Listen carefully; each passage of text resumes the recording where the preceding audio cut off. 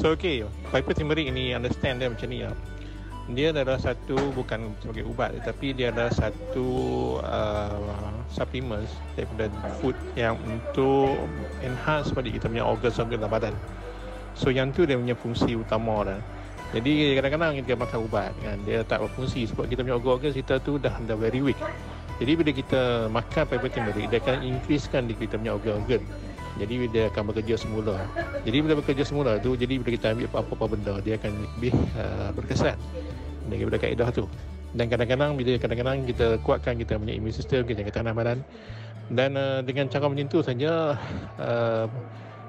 dia akan merawat sendiri permasalahan-permasalahan yang ada pada kita.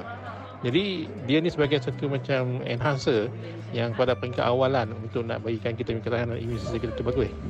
Sebab tu saya menekankan bila kita buat pengamalan ni, dia akan jaga banyak benda. Dia jenis antioxidants, anti-inflammations, dia anti-allergies, dan dia banyak benda. Baca balik apa yang saya pernah tulis sebelum ni, dan tengok balik apa yang Piper turmeric boleh buat. Dan memang pengamalan ni adalah satu yang terbaik sebab dia akan jaga kita punya sistem badan. Siapa-siapa boleh makan, even budak-budak kecil pun boleh makan sebab dia jenis food, dia bukan ubat yang spesifik.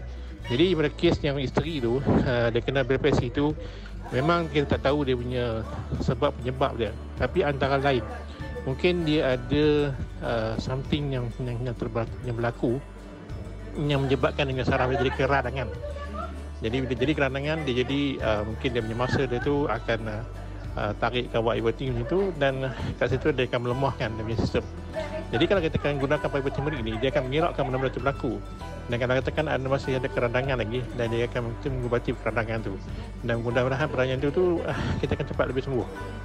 So faham dia, siapa-siapa boleh makan, dan bagus, saya memang galakkan dan makan, dan anda akan baiki immune sistem badan, dan dia akan tingkatkan segala organ-organ dalam badan. InsyaAllah faham dia.